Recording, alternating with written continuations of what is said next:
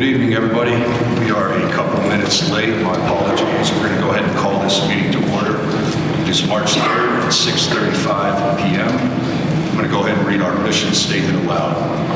The mission of Monument Academy is to provide a challenging, content-rich academic program offered within an engaging, caring, and positive learning environment.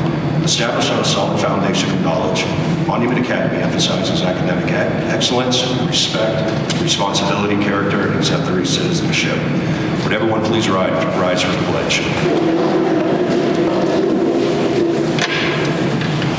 I pledge allegiance to the flag of the United States of America and to the republic for which it stands, one nation, under God, indivisible, with liberty and justice for all.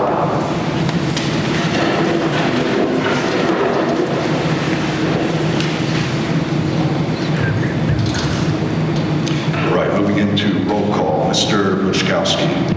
Present. Mrs. Clinton. Present. Mr. Dole. Present. Mrs. McEwen. Present. Mrs. St. Alban. Present.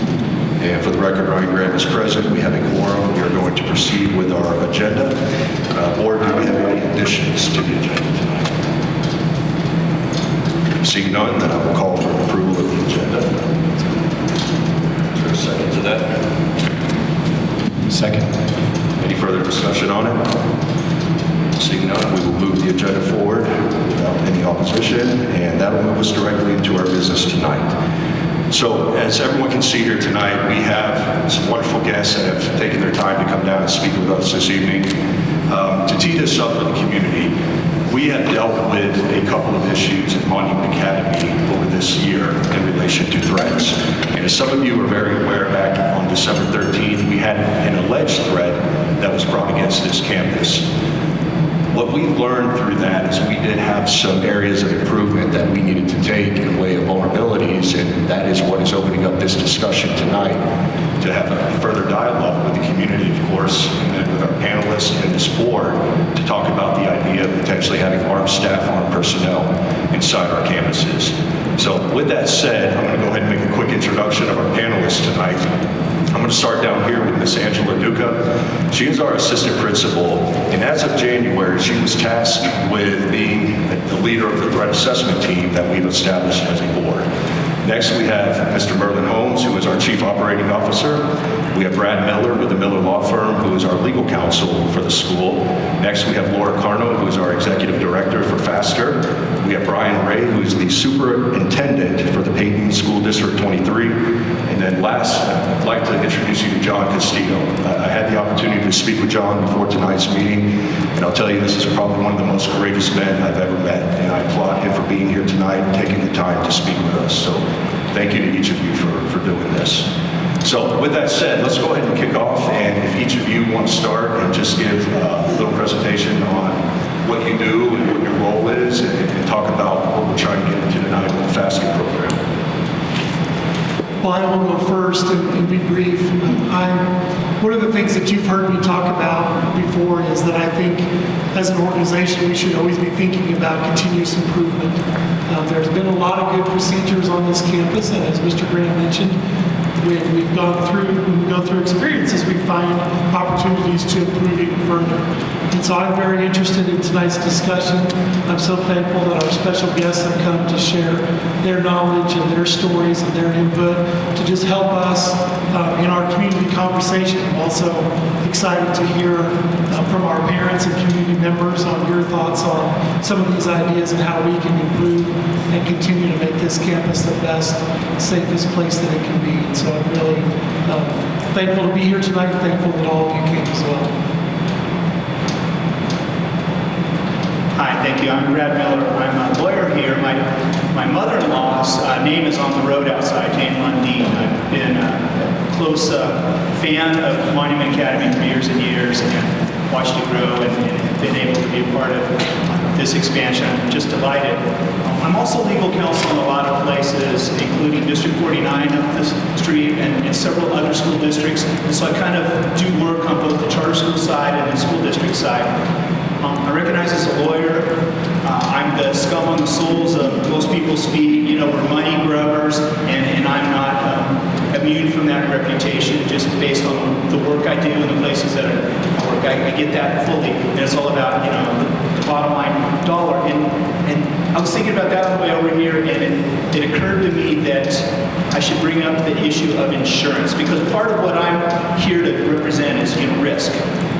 Insurance companies who represent entities such as potentially Monument Academy, who have adopted the processes that we're going to talk about, have actually figured out that this is a less risky proposition than to not have this process in place. And so the schools that I work with and the districts that I work with, this is baked into the cake. Their insurance premiums have softened, have lessened. And that, to me, those guys are, you know, the green with lampshade type thing. You know, they're not about, you know, extending grace. They're about the bottom line. And so that, to me, tells me that this is not a risky proposition to be considering from that perspective, from financial. So if we look out and we say, well, what are the potential risks of having someone that is not uniformed and has a firearm and they're in your campus? You know, don't we have to worry about this inadvertently having some sort of, you know, accident or a student accessing it or something like that? I'm confident you hear about the training and you'll understand that maybe that's not as risky as you think. The insurance companies sure don't think so. And so, I work with small rural districts, I work with charter schools. I've done some work with STEM Academy up at Highlands Ranch, where Mr. Castillo is going to represent some of his experience. And across the board, we've identified that our greater risk and our greater concern as entities is how do we explain to the moms and dads that don't have their child coming home? How do we explain to them that we didn't do everything we can? And I know that's the message that these others will bring to you. But from a genuine lawyer, you know, where am I more worried about getting sued? It really has to do with those undefended individuals as opposed to those who are concerned that we're doing something crazy. The law, just to give you a little blanket of the law, we have law in Colorado, a statute that specifically gives entities like schools the opportunity to have concealed carry, well-trained security officers who can also be teachers, who can also be administrators, who can also be custodians. They can play dual roles within the school. And it is very legal for this to take place. And so there's multiple places that you haven't heard of much that are already doing this. And increasingly, I will just say one last thing. Post-COVID, I was at District 49. I talked about being general counsel there. There's some in-house security, so SRO type folks coming in and giving us a report about what it looks like day to day in the schools, particularly in the high schools as we're matriculating nearing to high school.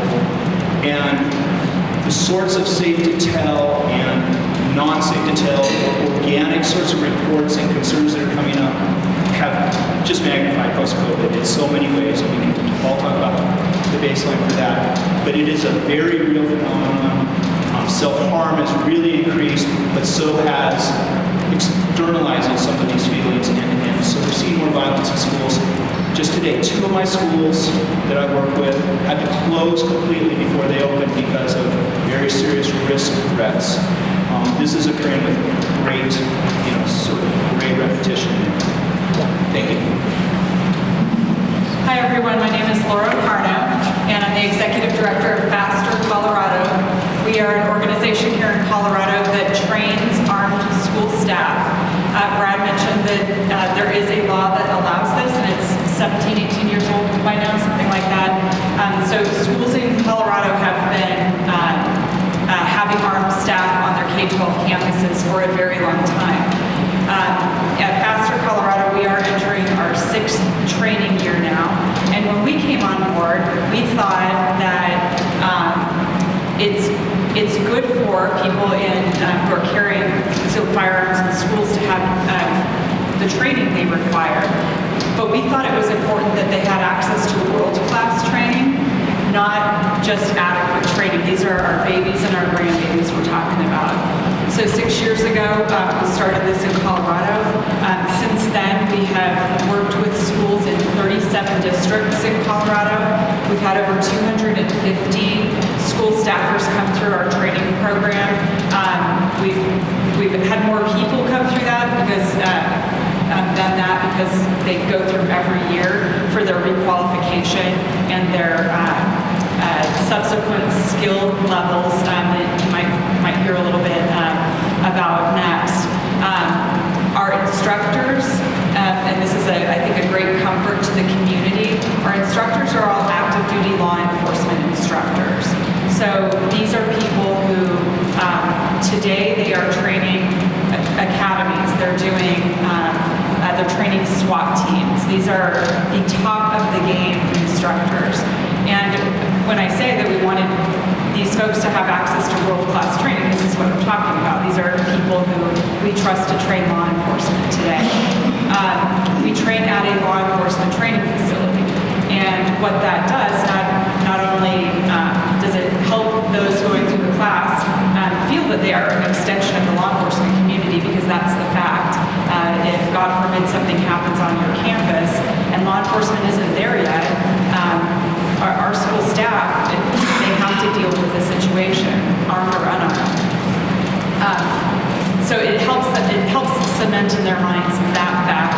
But we also have access to great things like a police simulator that allows us to help them go through the shoot, no shoot scenarios. Almost nothing. Almost none of these situations that a school staff member might have to deal with is a shooting situation. Almost any conflict is not a shoot situation. But we are training them for that moment that we hope never happens in our schools, but we keep seeing them happen. When somebody comes in the front door, the back door, the window, intending to kill our children. And there is nothing worse in our minds than that person having unfettered access to kill child after child with nobody to stop them. So in schools that have passed these policies and people have volunteered to be those security officers in the school, we want them to have the best chance possible to save lives, because that's the thing that matters. All of us want our children and our grandchildren coming home alive every day. I say grandchildren, I think I'm the only one old enough to be a grandma, sorry. Our children, we want them coming home alive. That's the only thing that matters here. So there's probably a lot of questions about the training, and we'll be happy to take questions on that, but I'll leave it at that for now. Hi, I'm Brian Ray. I'm the superintendent at Peyton School District. Peyton School District begins where Hodgen Road ends, and then we also border D49 to the north of D49. And about 5 years ago, we did a threat assessment and determined in that threat assessment that we needed to completely revamp basically what our security and safety plan looks like. When we did a drill, we did a very major drill with Pasco County Sheriff's Office and all of the fire departments out there, and we established that the quickest law enforcement response to Peyton was approximately 23 minutes. And we needed to answer something to that. So what we did was we developed an approach that really has three elements to it, because we knew that simply just arming the staff wasn't going to be the answer for us. So in ours, we have probably about 110 total staff members, teachers, bus drivers, custodians, and we have about 50 of them that right now serve on some sort of element of our safety and security plan. And those three elements I mentioned is, one part of it is a social emotional, and those are our counselors.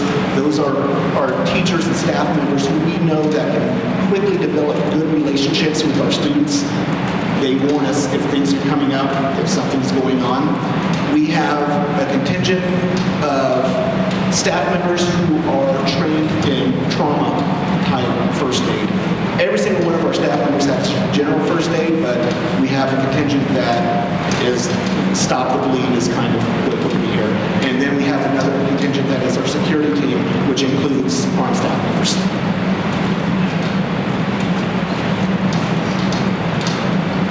Good evening. My name is John Castillo.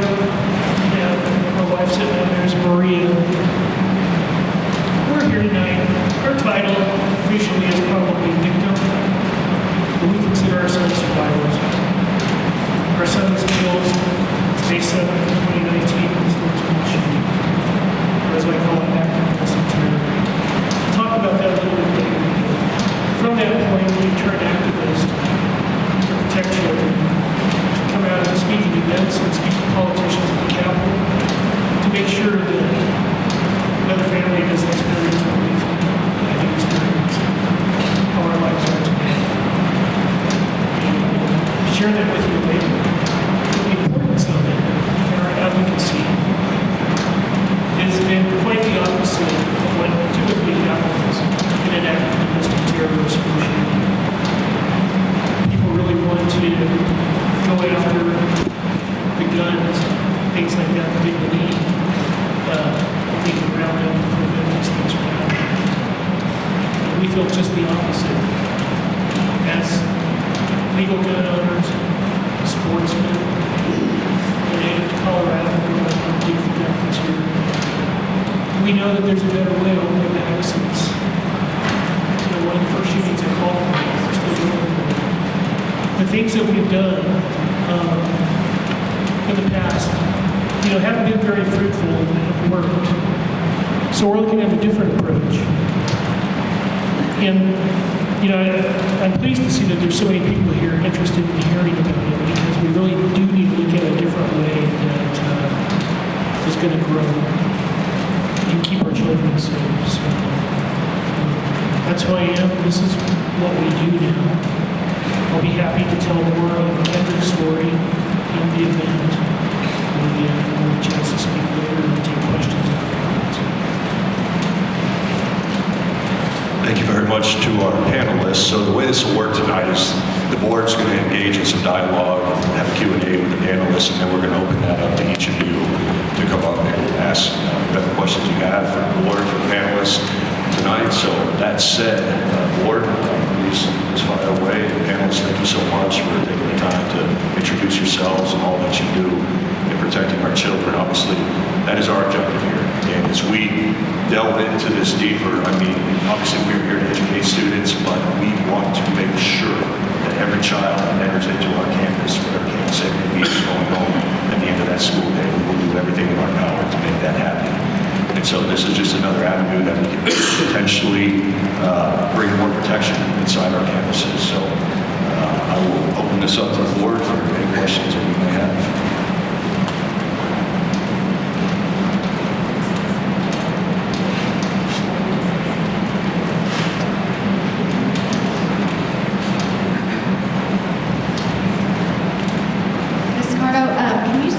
What some of the common misconceptions are that you often get with the program and just what the responses are, for people that may not have been able to attend tonight, but we can kind of respond to some of those. Sure. I would say the number one misconception when people think about, and I'm going to put quotes around this, armed teachers. We know that it's more than teachers, it's principals, it's janitors, coaches, lunch ladies, school nurses, had all of those folks throughout class. One of the common misperceptions is that when a school board passes a policy of armed school staff, that everybody is therefore forced to carry a firearm. And nothing could be further from the truth. Similar to states like ours that have the ability for citizens to get a concealed carry permit, it would be like saying, well, since we have that law, everybody must carry a firearm, and nothing could be further from the truth.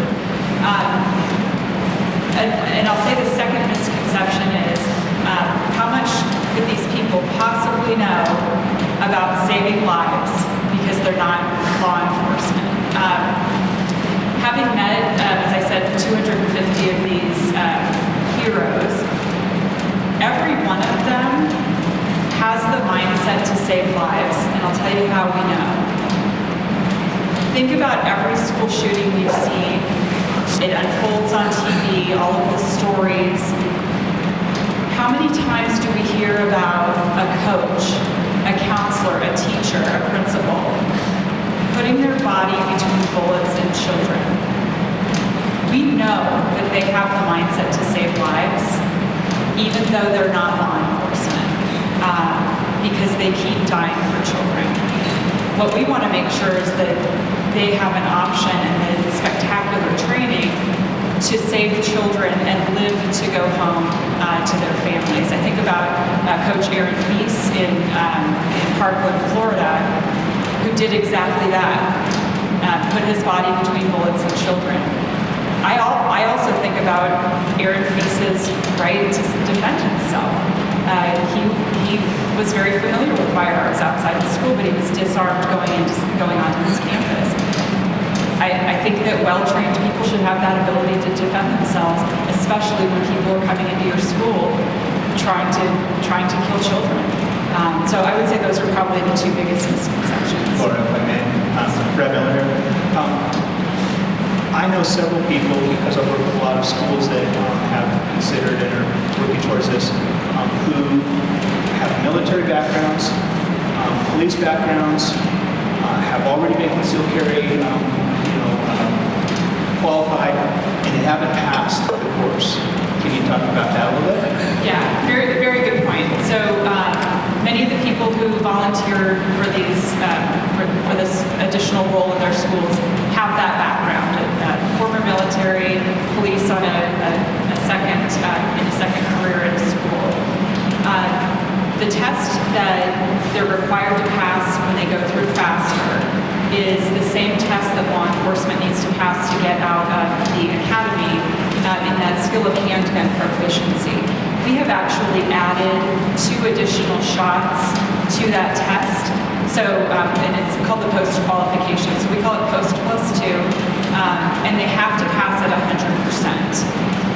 What Brad's referring to is not everybody passes. We're totally okay with not everybody passing. It is a very high standard. Sometimes it's the former law enforcement who's been out of the game for a while. Sometimes it's the former military who's been out of the game for a while that doesn't pass. But ordinary school staffers who've never had that experience over and over are passing our class. This is a group of people, whether they've got law enforcement, military background or not, that take this responsibility very, very seriously. Question for you as well. What about the psychological side of it? Do you do that as well? Yeah, so the question is about psychological evaluation. So we are, FASTER Colorado is a firearms training program that helps the school to fill the training portion that's required by their insurance company. We actually exceed those hours because we also have that medical training that Brian mentioned, the trauma training. What we don't do is any of the vetting. That would be up to you all to be doing the vetting in your schools. What I will tell you is that when we first started this 6 years ago to today, what we're seeing, and Brian, you can probably speak to this as well, a much increased level of vetting going on in school districts. I think in like little rural school districts 15 years ago, they were probably saying, who can do this? Okay, let's get you the training to go through. And now there is much more rigor. And think about it this way from the beginning. So to become an employee in a school district, you're going through a background check, first of all, right? To get your concealed carry permit, you're going through another background check. And then whatever the schools do. So, and there's not a mandate of what they look like, but like I said, I think best practices are continuing to improve. There's usually some kind of a search for volunteers, interviews with the board, administrators, that kind of thing. Some have done interviews with community groups. Many are starting to do psychological evaluations as well. So we don't do any of that at FASTER. There has been one occasion where somebody came through class that caused us to call the superintendent and say, I think you picked the wrong person. So because our instructors are law enforcement and they are accustomed to continually vetting people who come through the academies, they also have that skill set. I don't know who this would specifically be for, but we have a contract right now with an SRO, and that is through El Paso County Sheriff's Office.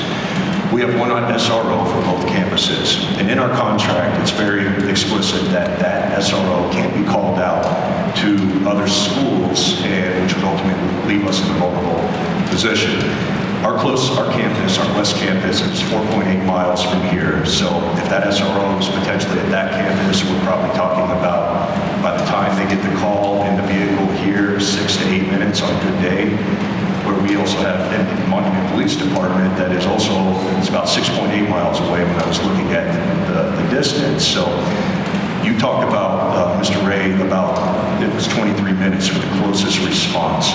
In your studies and your, looking at this, what ideally is the time frame that we would want somebody to meet an active threat or an active shooter? I probably know the answer to that question, but I'd like to hear it from you or Laura. Go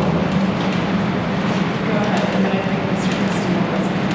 And I'm going to try to go to the statistic, but it's been drilled in our head. Most school shooting situations end in just a matter of minutes. So I would 3 to 4 minutes, and I'm guessing that 40 minutes might be on the higher end of the estimate, and that's what our assessment showed. When we did our major lockdown drill, the first law enforcement officer that showed up was a DOW officer. That was the very first one. The second one that showed up was the school resource officer from Doherty High School. And then we had sheriff's office show up after that. So it was a real world dynamic. We just set something off.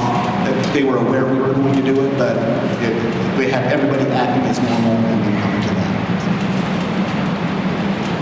Yeah, let me chime in on that a little bit. At the STEM school shooting, the entire event was less than a minute. Your son lost his life. And give you a little levity to it also. Less than a mile away, the kids would go and lunch and walk to the Chick-fil-A. Across Highlands Ranch Parkway is the Douglas County substation. Less than a mile away. Their response time was incredible. It was 3 minutes. And it wasn't enough. So when we talk about these acts of domestic terror, school shootings, they're instant and over. Even law enforcement will tell you by the time they get there, it's a triage situation. They're trying to stop the bleed. They're doing investigations and they're wrapping up. They might have the suspect in custody. They might be deceased. But that's how fast these things happen. To your point, that's very standard answer again is 3 to 4 minutes. 3 to 4 minutes is an eternity. You're talking about a shooting. In our situation, we had 2 gunmen, over 200 rounds of ammunition, several guns in a guitar case. Had our son not martyred his life, and other brave students and a teacher that day. The casualties are unknown. But, just driving out here to your school, think about that. When I've gone through Laura's course, I've met people, I hear about rural communities where there's one sheriff or officer in the community and it could take hours. So, just think about that when we talk about making those decisions. And to the point where SROs are shared between schools, it's not an uncommon practice. It's my belief, as I've evaluated this over the past few years, is that situational training, it needs to be looked at even on the size of the facility. You want to get that detailed. So when we're talking about having armed staff, it's really a much better option. Because, you can have an officer in a large school at one end of the school and an event take place, and it can still not be enough time. So that's just, my perspective on this. And, I've studied a lot of these. I have stuff sent to me every week that takes place across our country. If I can add something,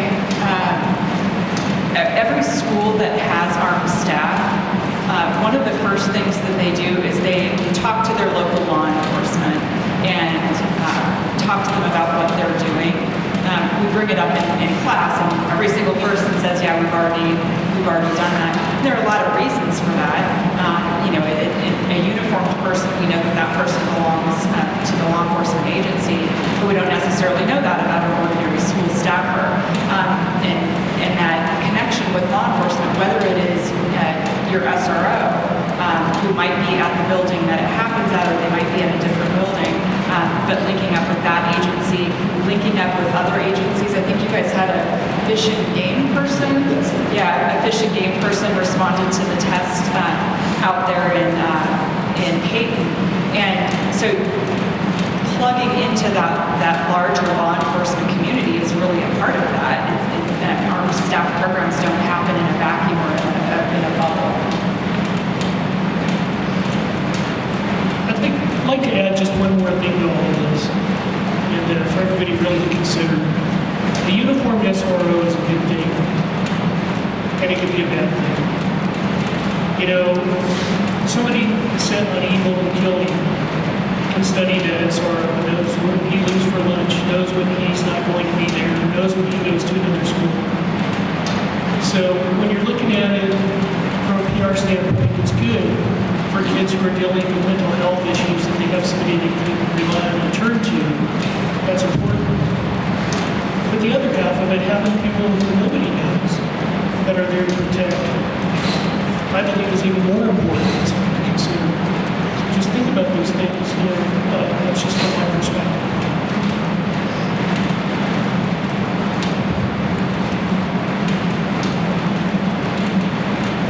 This is hard to talk about, this stuff, I just have to say. And thank you again for sharing and being willing, and thank you to your wife for being here with us and sharing. I hate that we have to talk about this stuff, but we obviously do.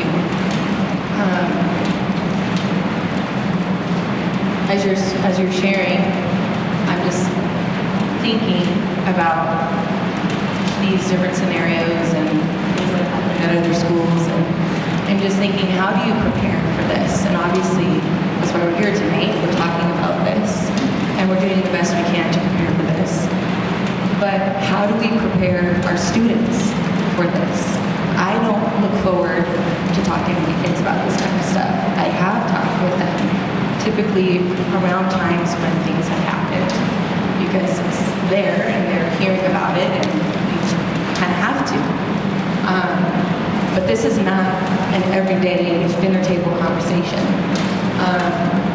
But I also recognize if we don't prepare our children and we don't prepare our students, they're not going to be prepared.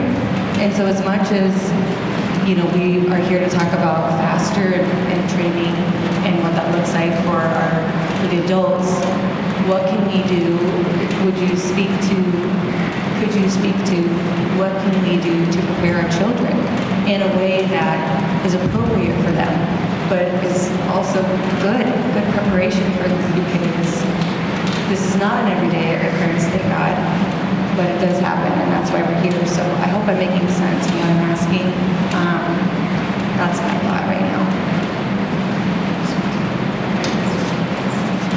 You know, that's an interesting question in that what's interesting is that I feel, at least speaking for my school district, the students were way more resilient to it than the adults were. It's not talked about from the students. They don't bring it up. I think it's just something they accept. When you go to each one of our buildings, there's a red and white sign out front that says, staff will use force to protect students.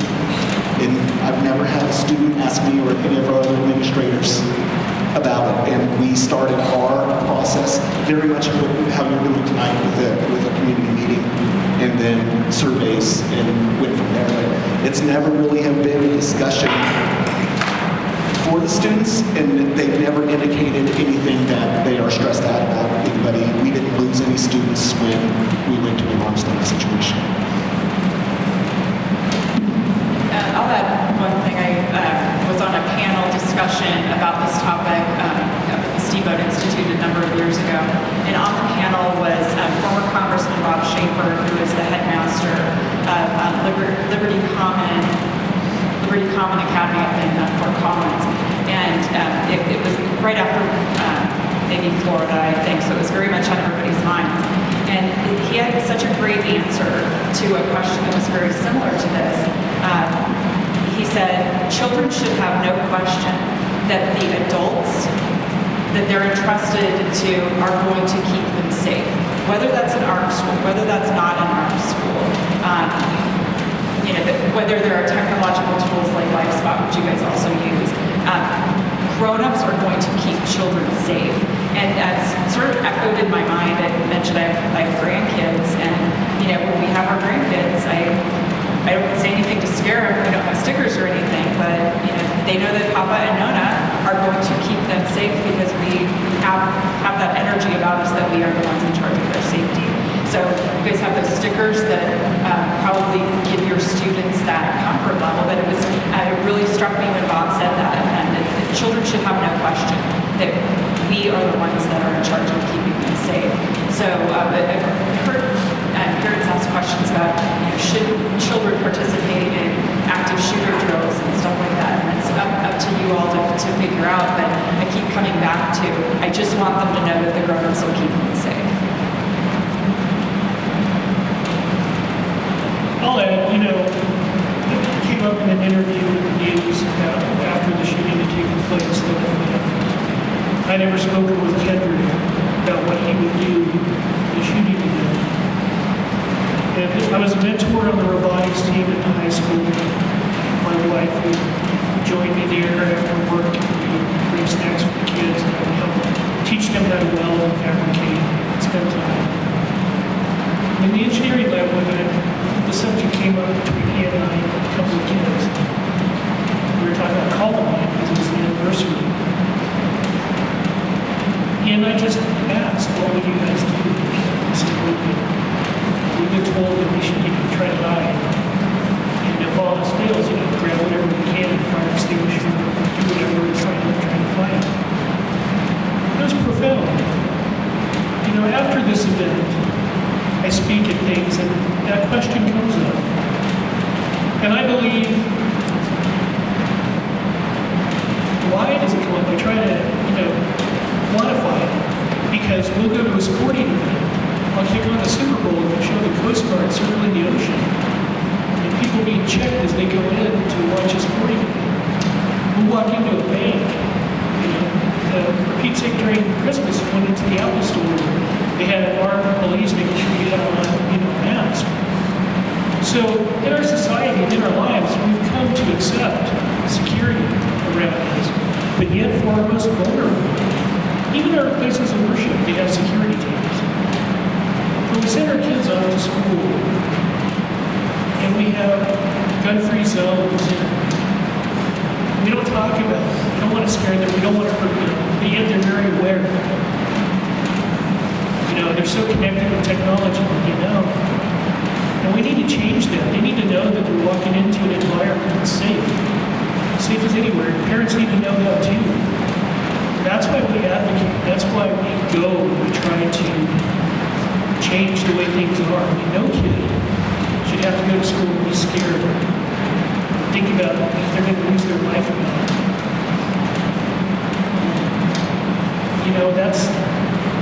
I guess that's the simple way to describe and talk to them. We just say, things need to change. You're going to be safe. You will be safe. And we need to advocate for changes one school at a time so that they really are safe. As a society, I think we want to pretend that the boogeyman isn't real, that it won't happen. As parents, we never thought it would happen. This dream, this new reality that we live in still doesn't seem like it's a reality, but it happened to us. But our oldest son would not come home. We watched him drive away that morning in his Jeep. Only 3 days left of school. 1 week before graduation. Happy, healthy. And our world would be crushed. Don't hide it, don't redact it, don't avoid that conversation you have with your kids. And make sure that they understand and the seriousness of it. I guess that's my best advice. Have these conversations ahead of time. Let them know, because I believe they know. I believe they talk about it, they think about it. They weren't even born when Columbine happened, but they know the event. We follow these things, they see it. So just be honest and try to help them. And what we're doing here tonight is that powerful. That's why we're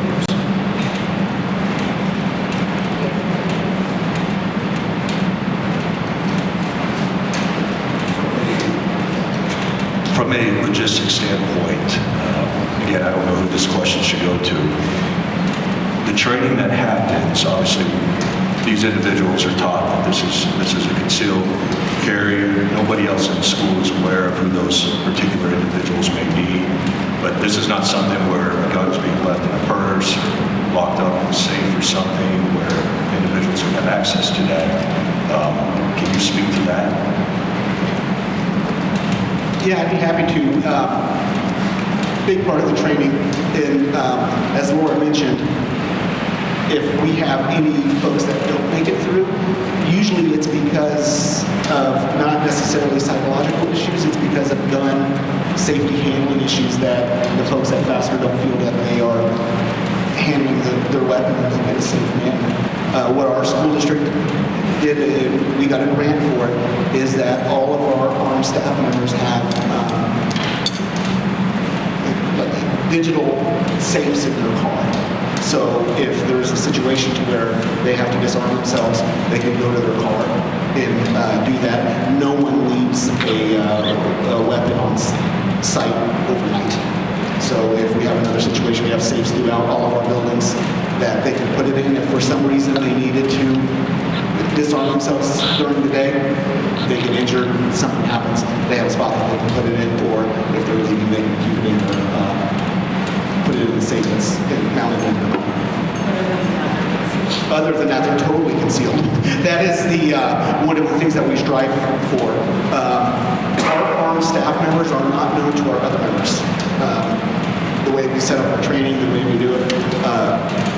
I'm assuming some of them may know who the others are, but it's not something that we make them aware of at any time. But we strive very hard to keep weapons concealed. We go through great lengths to make sure that there's no imprinting of a weapon on anybody's clothing. Yeah, and one of the parts of Faster is we talk about methods of concealment. So you think about the difference between, what a male employee might wear at school versus a female employee. What about the kindergarten teacher whose little kids come hug her when they come in? I mean, all of these things are realities, and but all of them can be taken into consideration. We talk about it as deep concealment, and I think every school we've talked to says that if an armed staff member breaks that, they're off the team now. It's a pretty serious thing, but nothing's left out. One of the questions we get is what happens if a child gets a hold of an armed staff member's firearm. It hasn't happened yet, and we talk about that a lot in class. We teach weapons retention techniques, all kinds of different stuff. We don't telegraph all of our tactics, obviously, but just like law enforcement does not want to have their firearm taken from them, those are the same skills that our folks learn when they go through Faster. And so in return, the students obviously do not know who would be armed. That's correct.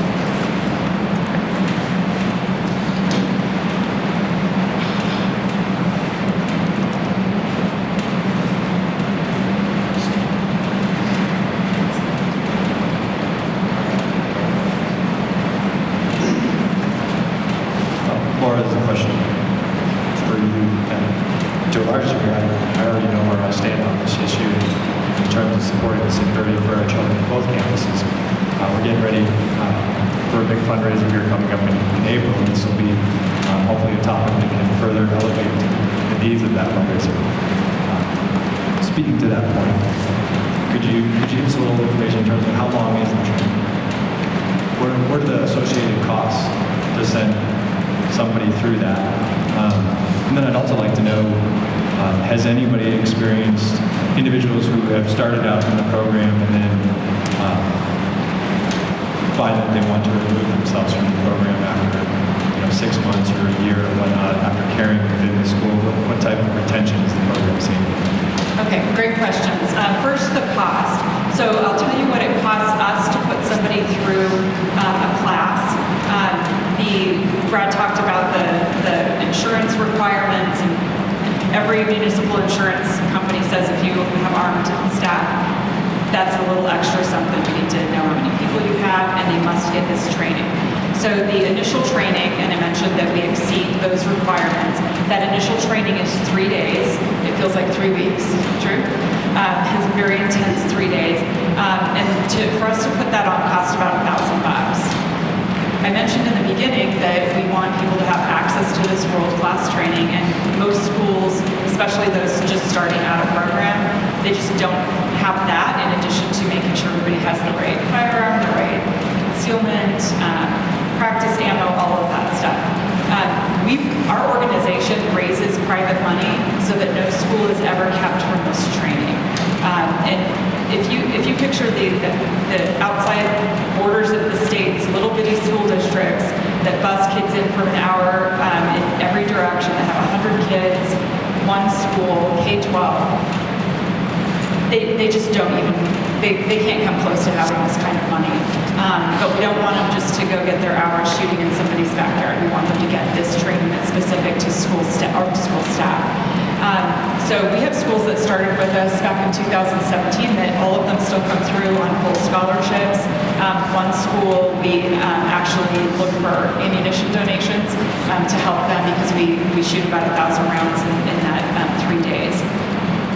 So I put that out there to say, yes, it costs money because these law enforcement instructors are taking time off of their jobs to do this, so we do pay them. We do pay the law enforcement range because we are using their space, and there are some other costs associated with it. Paying me is not one of them. I'll just put it out there. That's not happening. So I put that out there to understand that it does cost money, but we raise money for that. So if we get more schools that say we just can't afford this, as much as I hate fundraising, I will just go raise more money to do it. And then the level 2 and level 3 classes, which are those annual requalifications that ramp up those skill levels, since those are just 2-day requirements, those cost us around $600. And your second question, I forgot it already. Retention, got it. The lawyer's keeping me answering.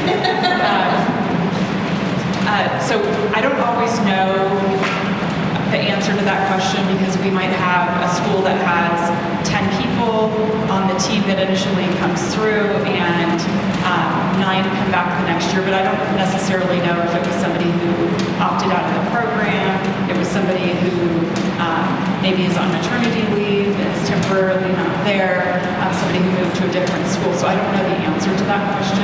I don't know, Brian, if you really know your situation.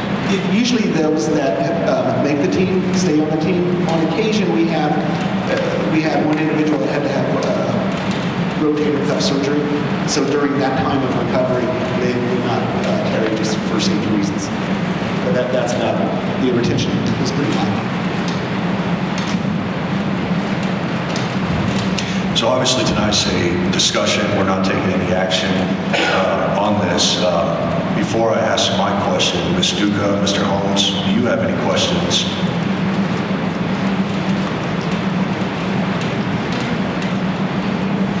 No, it's been great information, and like I said, we're very thankful to have you come. A lot of the details, obviously, we can work out. We're in support of this project, just to make sure that the right people, this year involving common place people, we're sure that we can add this as one part of our safety. It's not everything, and I appreciate you talking about that, but it's just one part of the safety plan that can be effective. There are other parts that we do really well in addition to that make our kids safe.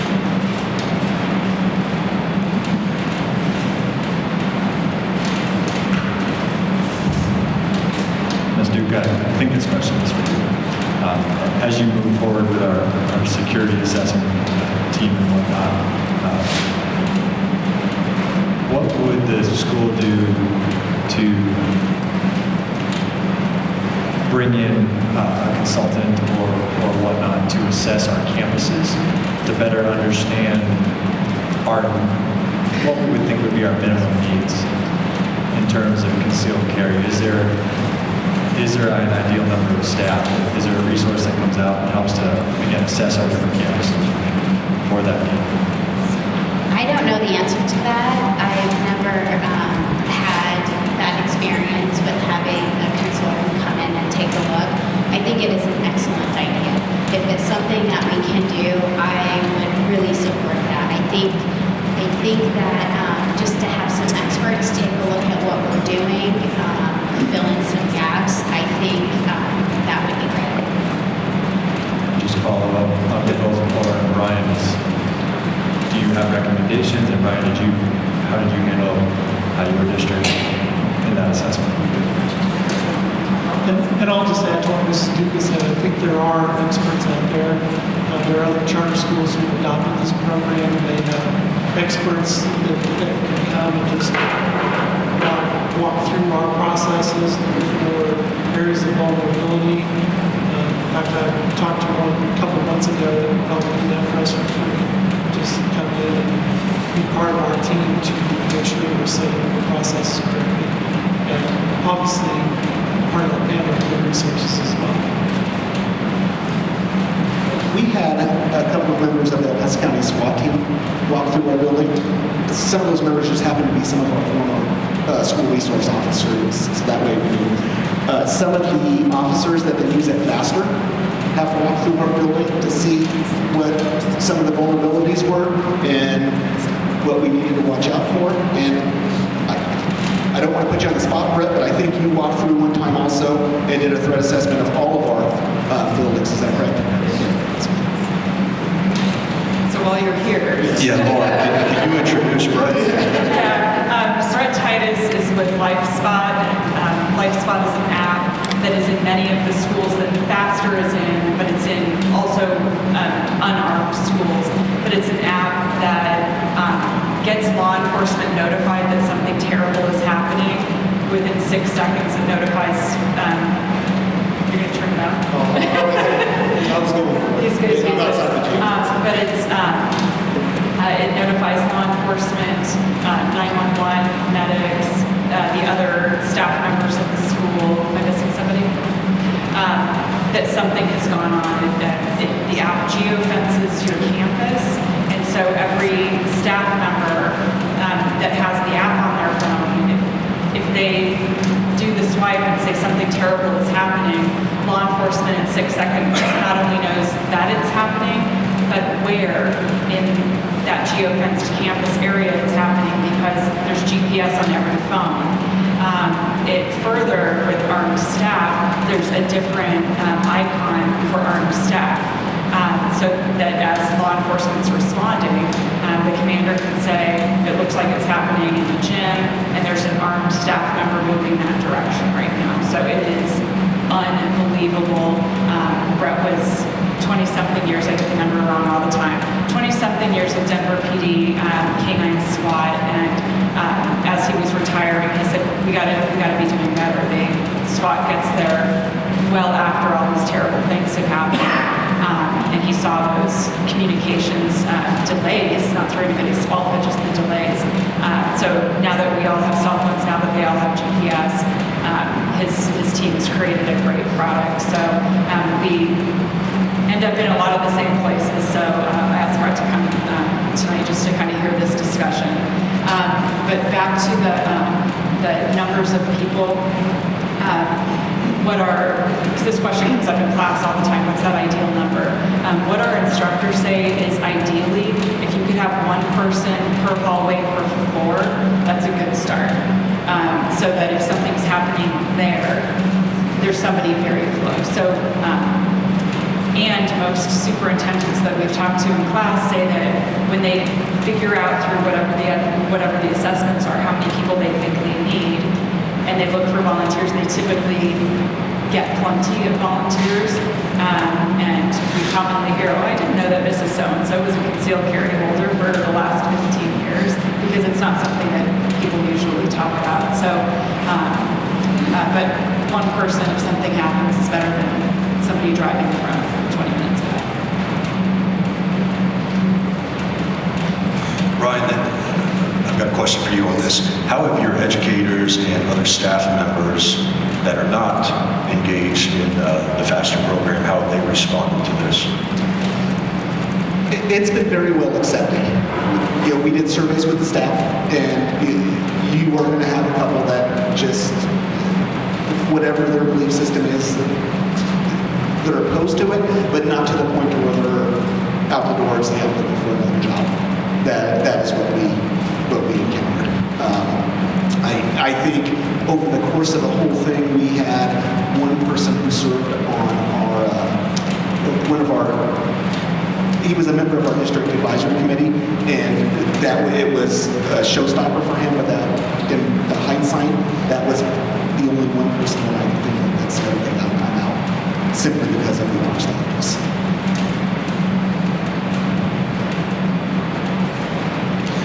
My assumption would be that the board would support potentially doing some type of survey, going to the staff and out to the parent community to engage that feedback. I believe we could probably tee that up fairly quick and get that out.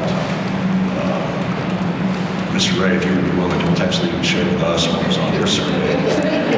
You bet. And the one that went to parents was pretty simple. And we sent it out through Infinite Campus as a Google Doc link, and it basically said, would you support this idea? And the feedback we got was a favorable response in favor of it. Terrific.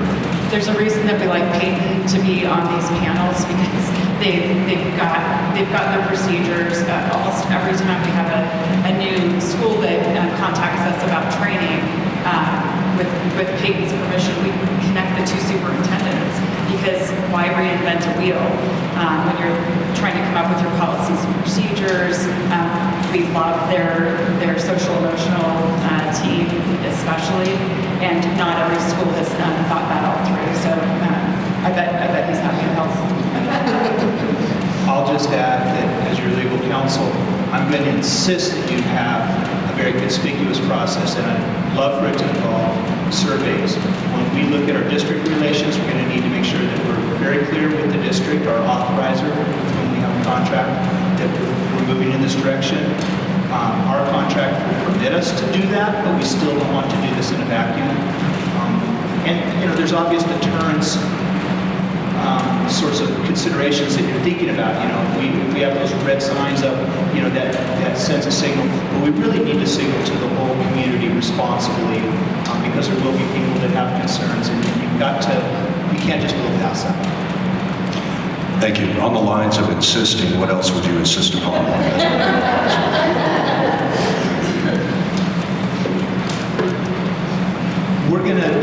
We would, in the event that you go this direction, we're going to adopt both policy and for Merlin and his team to understand how they interact and sort of manage this program. And we're going to have protocols that we make sure that are consistent and well understood by the folks that are involved. So we've got a little bit of documentation to do. Board, any further discussion, questions?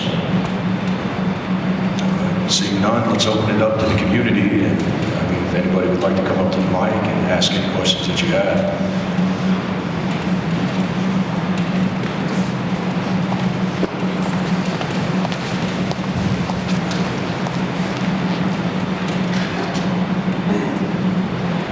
Okay, as a teacher, I want to know, how do you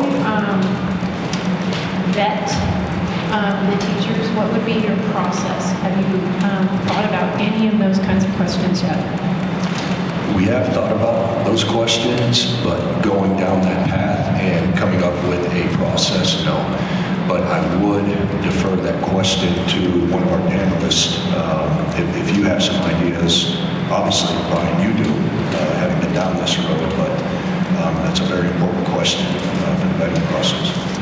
For us, there's two main things that we look at. They have to be an already concealed carry permit holder.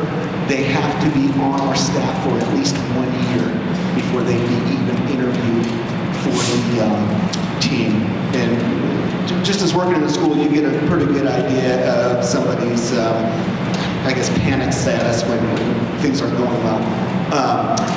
we put them through an interview process, and there's usually an even number of us on the interview team. We include on our interview team the staff members who were not in support of the program when we implemented it, because we want to get a good idea of what they're thinking. And we try to do it, we try to get the same people to do it, because then it keeps, we have to sign non-disclosure agreements, because then obviously they know who is now potentially on the team, and that is kind of the general part of our vetting process. One of the things that our school board insists on is that either me or one of our other administrators attends the FASTER training with all of the folks going through it. And the whole idea is that we can see if someone is not doing what they need to do, and then if the FASTER folks are having an issue, we don't put them in a situation of having to have that difficult conversation to say, you're not doing that. Yeah, we offer that as a best practice to all of our class members that come through, that sometimes the superintendent and principal are on the ARM team, sometimes they're not, but it's a best practice for a member of the administration not only to be there, especially if they're not going to be part of the ARM team, they really need to go through the class anyway so they understand what it is they're managing. But this best practice of having an administrator come to every one of our classes that they've got somebody in really helps with that continuity of we are all one team. So we offer that as a best practice as well. I'm going to add that she said some good things about engaging with local law enforcement. I, on your behalf, would insist that it's a very close engagement. It's very thoughtful, detailed understanding of who's who and how to identify folks and how do we interact. And so I've worked with some protocols for that, but I think that that's really important.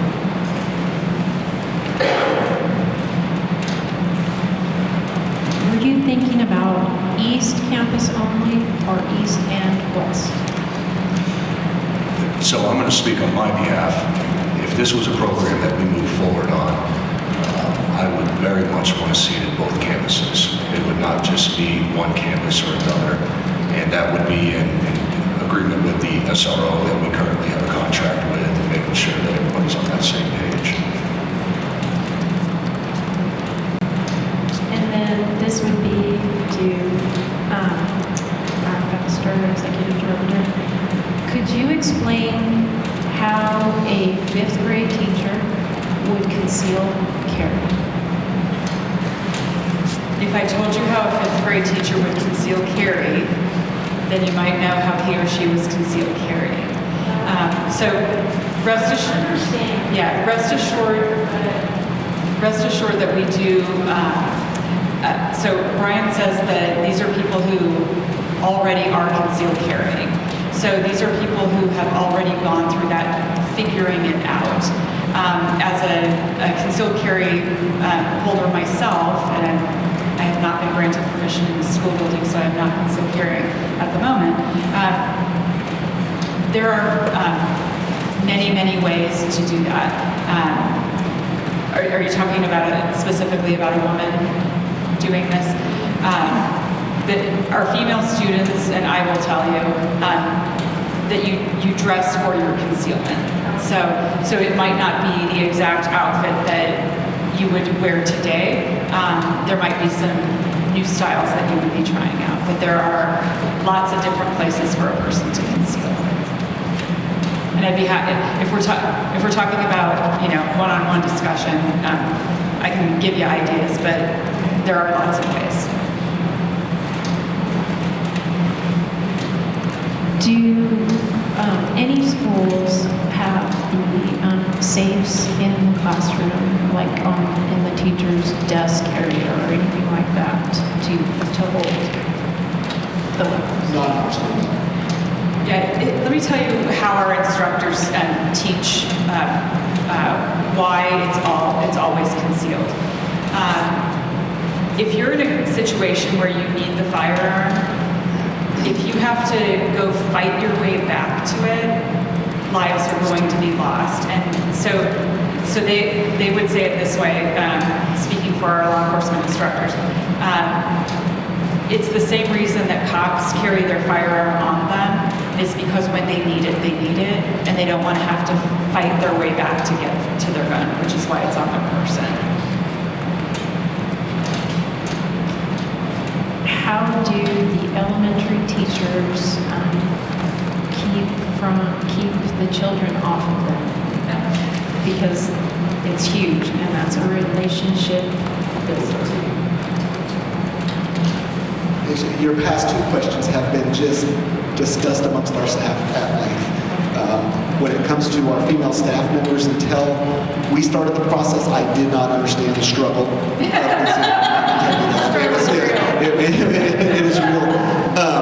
And it's interesting because our secondary folks do not have the issue of kids touching them and hugging them and hanging on them. And it's just, it goes along with part of their concealment technique. Thank you all very much. Thank you for your questions.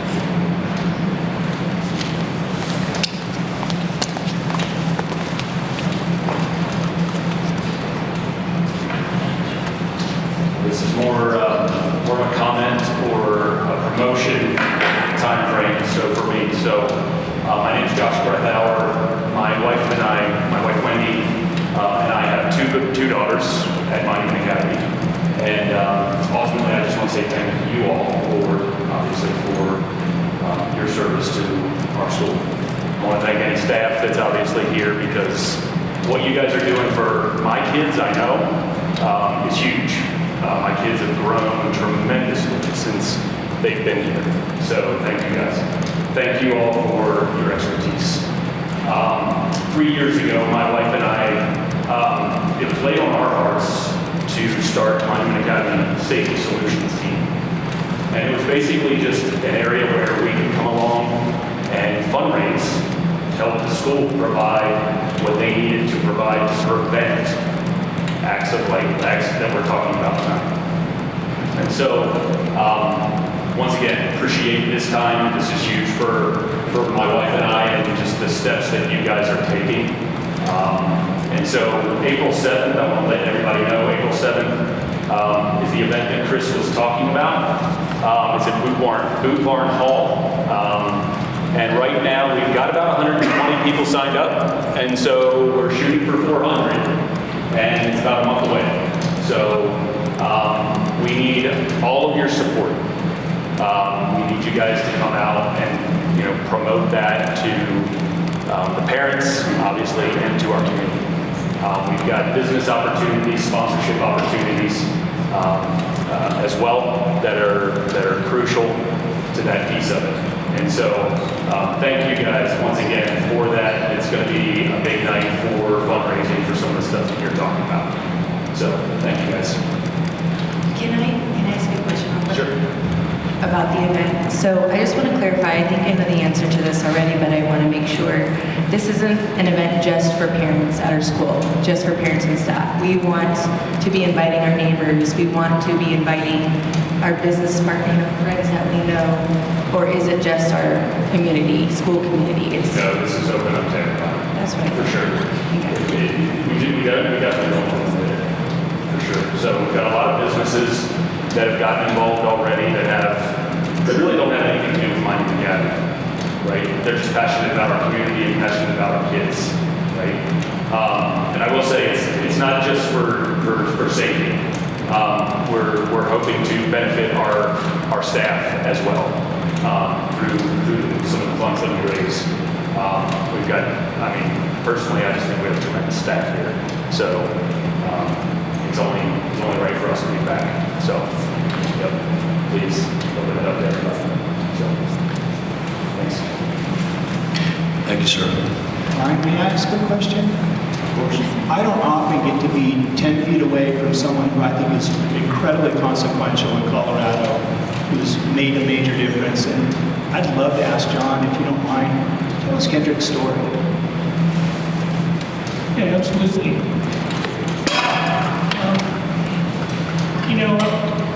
I'll start with the day of the event, and then I'll back up a little bit. I always like to, let people know who Kendrick was prior to that day.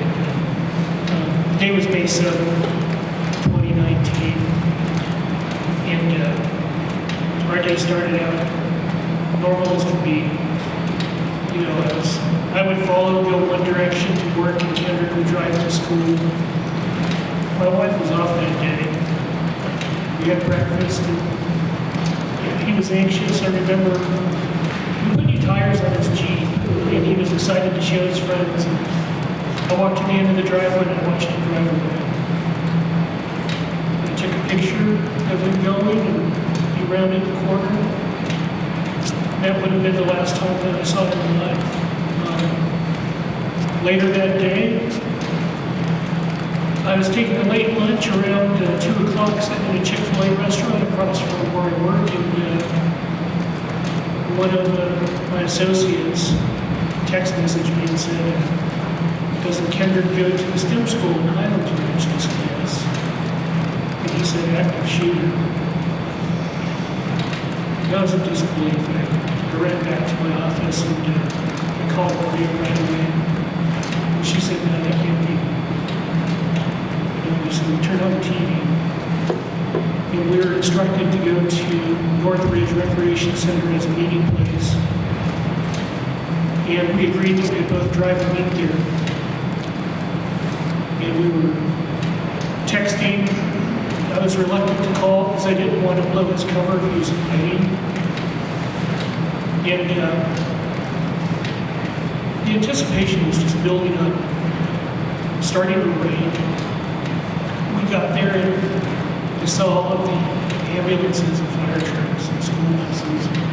I parked in a neighborhood, jumped a little pony rail fence, and went down, and I could see that people were clearly communicating with their kids. I even tried to FaceTime Kendrick and say, "Hey, man," he's like, "Dad, it's creepy to do that," you know? And I didn't get an answer, you know, so as I was waiting for Maria, I started asking around. Kids were being reunified with their families, and, you know, would see people like you see Kendrick.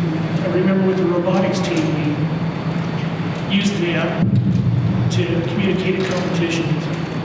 So I messaged out, like, "Can you guys respond back so that everybody's safe?" And I started getting text messages and saying, "Mr. Castillo, thank you." And then I asked, I said, "Has anybody seen Kendrick?" And nobody had. And then one of his friends messaged me and said, "Mr. Castillo, Kendrick rushed the shooter."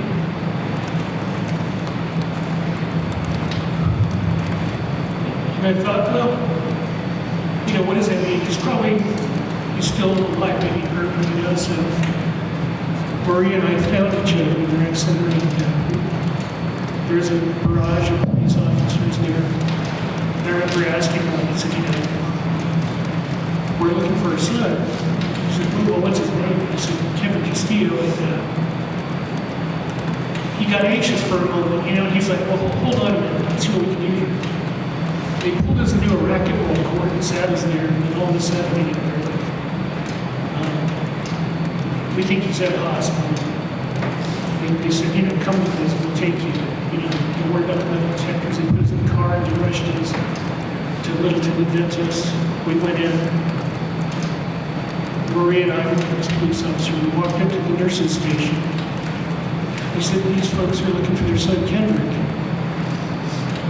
And the people looked up at the police officer. He said, "Well, he's not here." And then Maria was frantically asking me what's going on. I don't know. I said, "You know." He said, "Hold on, we're going to try to figure out what's going on." And we saw an officer whisper to one of the nurses. And he said, "Well, you need to come with us." He took us down the little hallway around the corner to the building. And the next thing we knew is a detective and a chaplain showed up. They asked us to describe him. He had earrings or tattoos or anything. And we asked about it. And he said, "Is there anything that would definitively describe him?" So he's wearing cargo shorts, a shirt, you know, and he had on regular reading glasses. The detective closed her book and she said, "I'm sorry."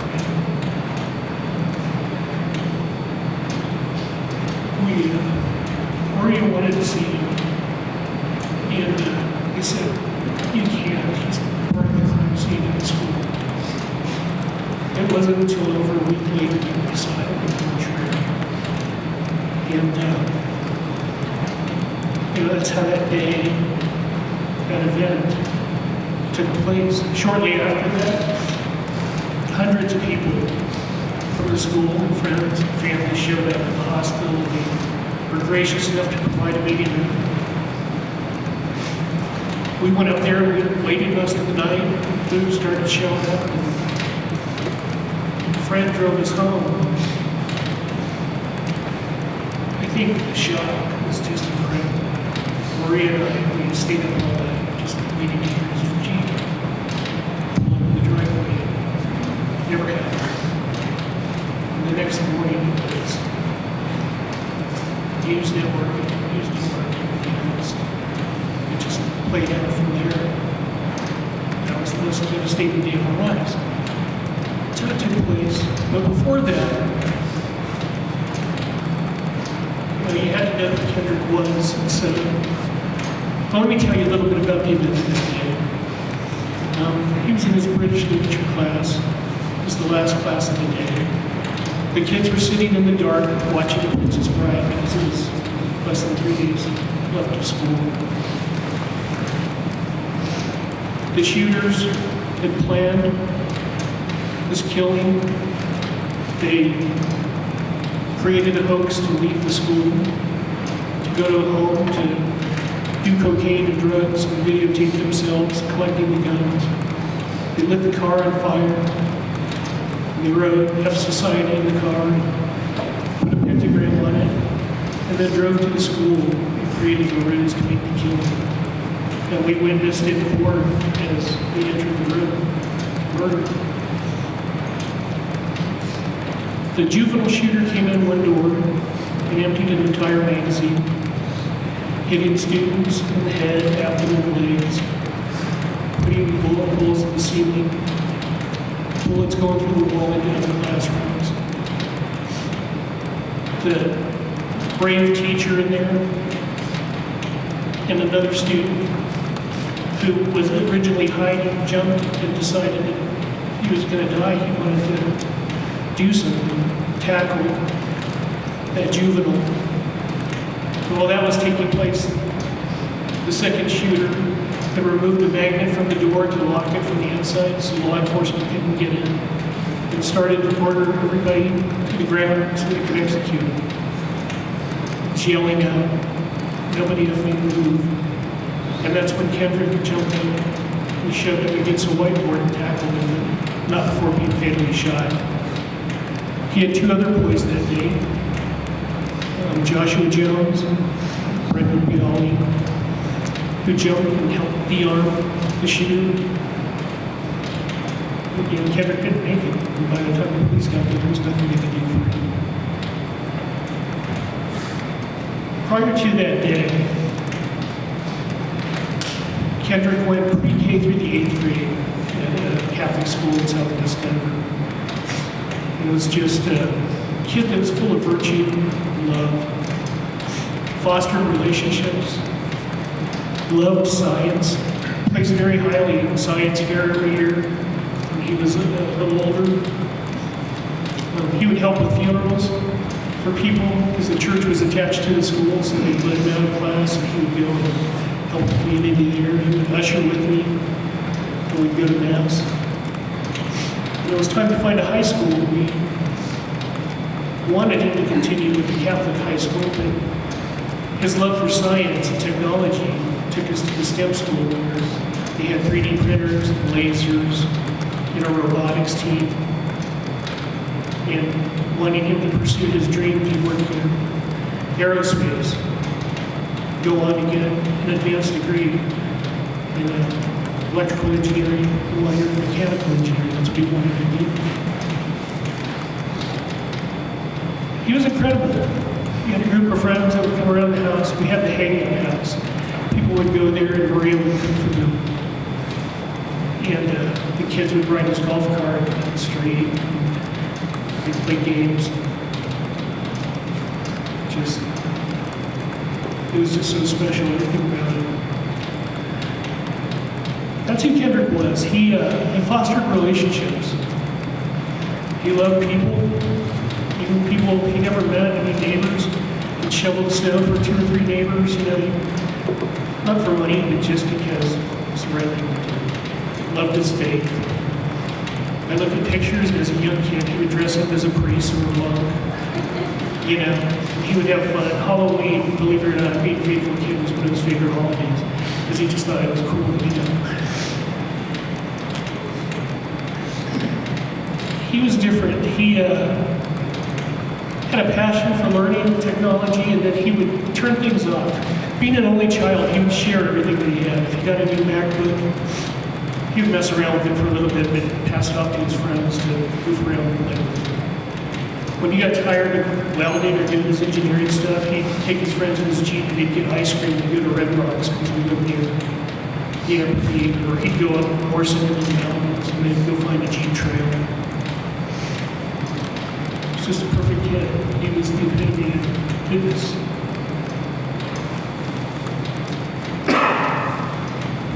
And I think back to that day, evil entered that school. It was, set and killed. And it didn't plan for Kendrick. You know, good attacked evil and crushed our lives. But, you know, that blossomed our advocacy. I told someone earlier that, you know, we kind of don't have a choice, but we do. We have the ability to close our doors and privately wallow in our sorrow and not share our experience, not talk about what needs to be talked about. Or we can drive around our state, fly to other states, it's ironic, this thing that's going on with Ukraine. I spoke at the Ukrainian church in Philadelphia to the community there and gave testimony about Kendrick. So what's going on is kind of personal to me.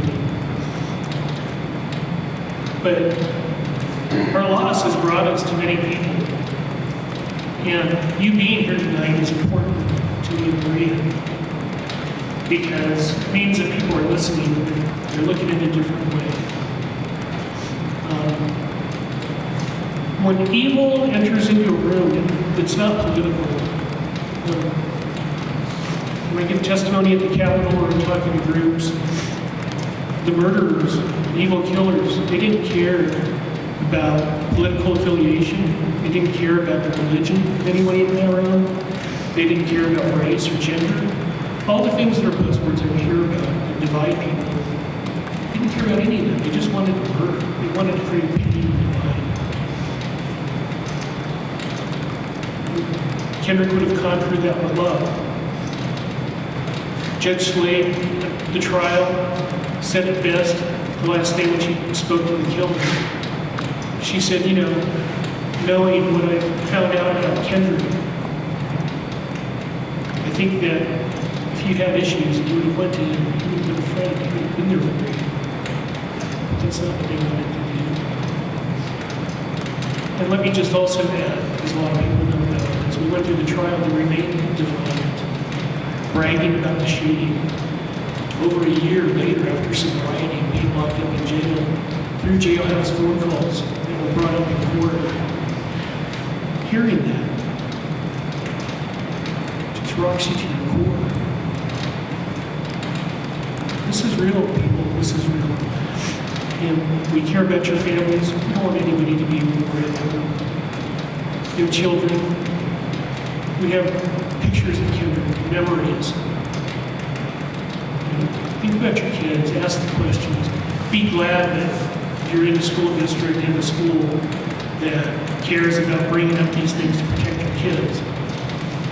We lived in Denver County, let me tell you. I was spoken down there, and, they'll complain about violence, gang violence, everything else. But there's nobody showing up to pack an auditorium or a gym or to get involved, or even if I'm there to testify like I'm doing it tonight, we just don't care.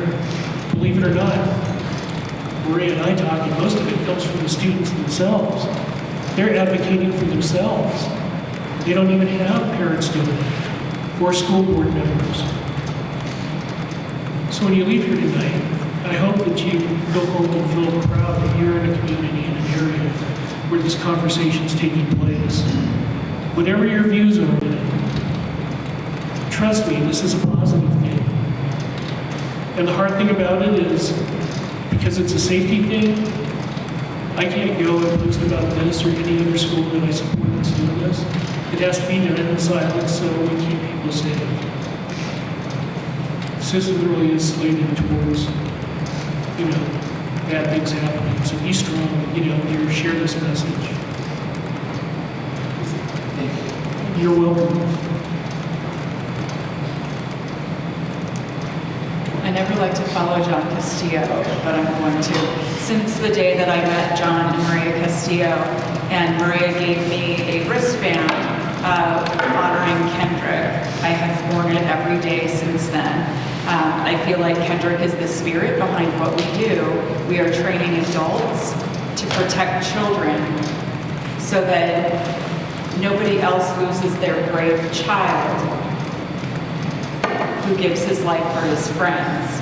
I brought a supply of these wristbands. If anybody feels moved to take one with them, I'd be happy to share Kendrick Castillo's wristband in his honor.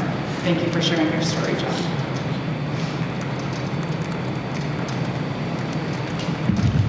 Yes, Mr. Castillo, thank you for sharing your story. As I said earlier, by far, one of the most courageous men I've ever met.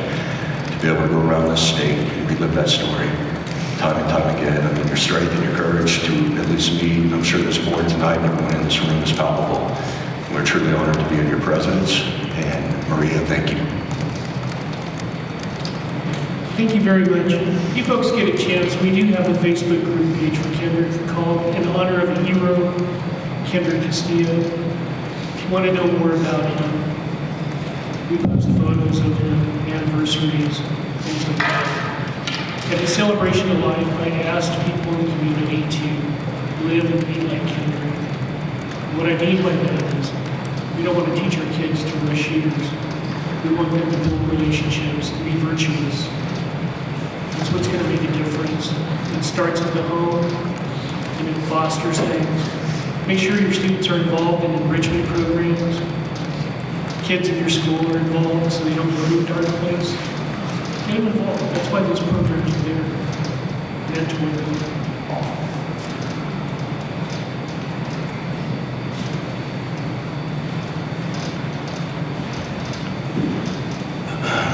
To segue back into, is there any other community engagement, any other questions?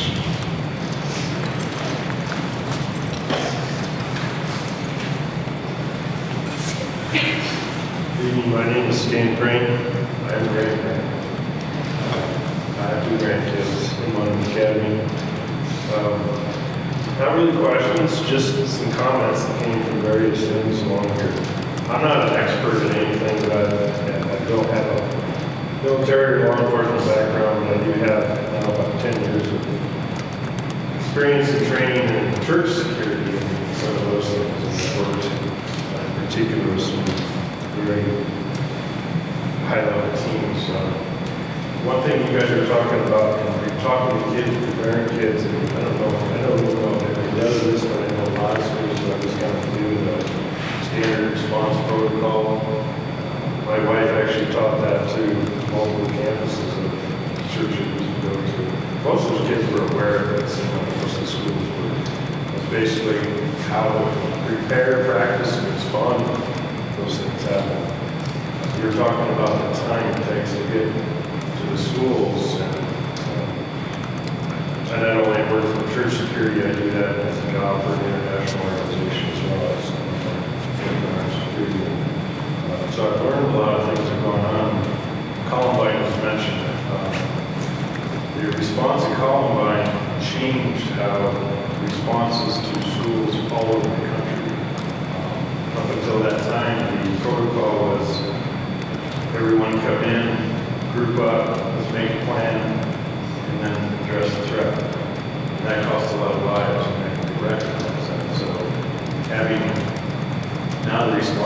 protocol is that first guy in, first guy there is first guy in.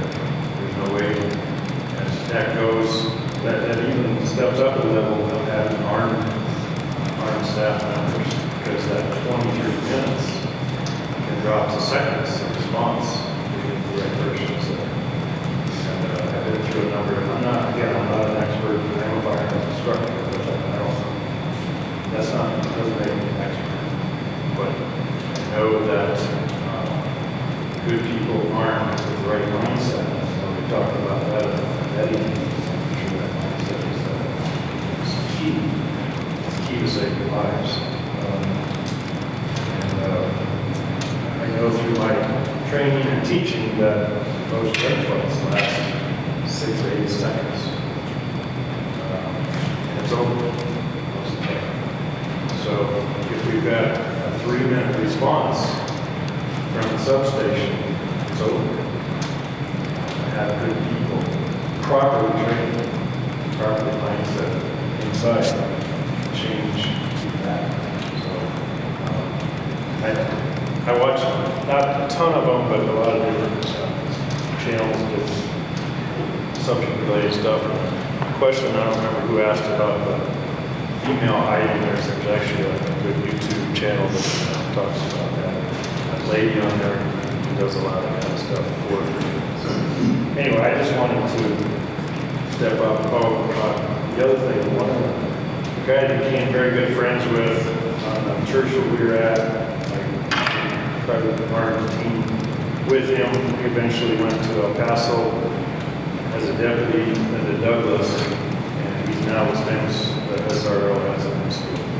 He's a very great guy, so obviously I have a high regard for that as well as this program here. So I just wanted to mention those few things and support of what you guys are doing. I appreciate you guys taking this seriously and taking the right steps. Thank you. Thank you. Community, any?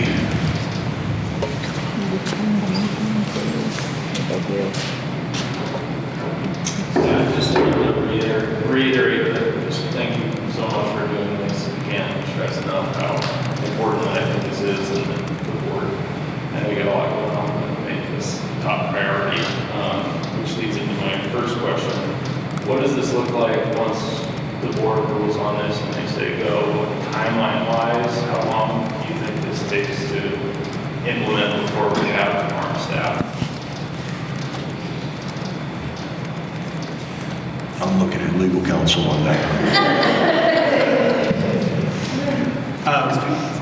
We're subject to the opportunities for training, so that's something we don't control, and I think at this moment, because there is high demand, and those trainers are in high demand in all sorts of places, because frankly, the way our society has changed, it just makes it hard.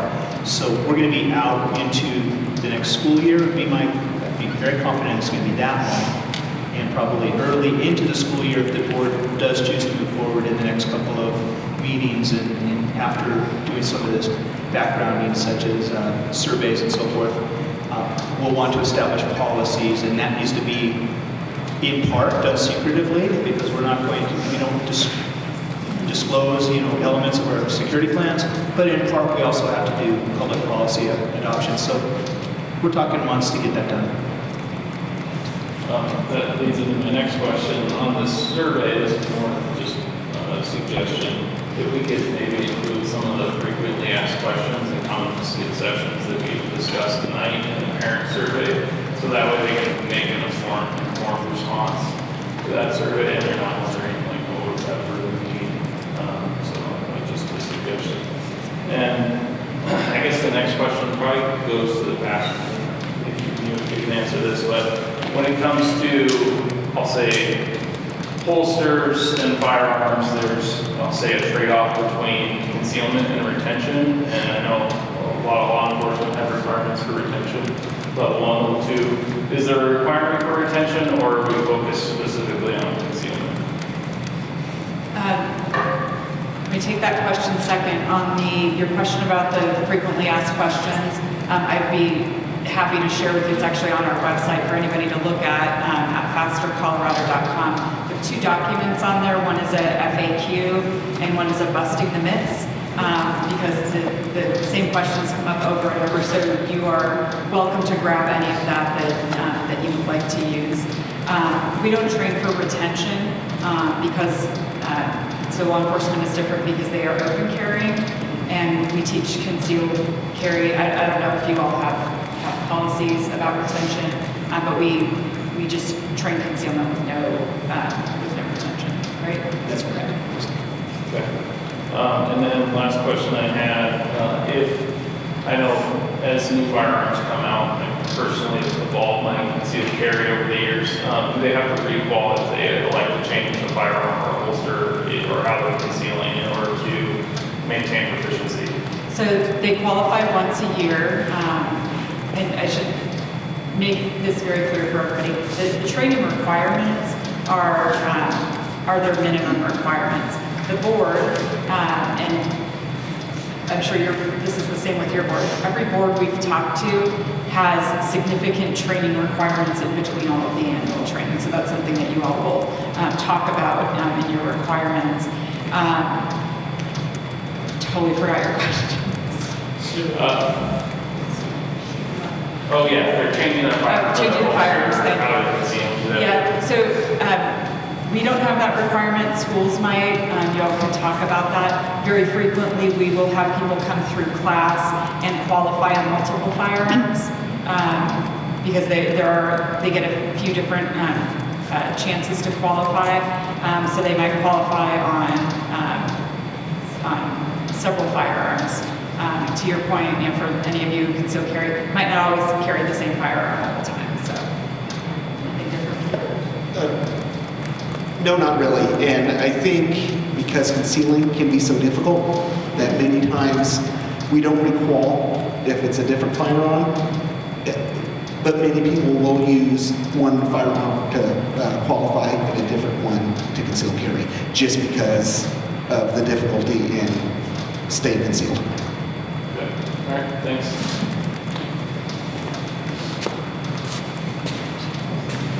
Thank you, sir. Hi, good evening, everybody. Thank you for holding this meeting. I first want to start with Mr. PCO. I'm so sorry for your loss. I wish I had attempted to test on board to you and your son. Okay. A couple of questions this evening for you, man. Mostly about training. I spent the better part of 15 years in our capacity in the military or public service.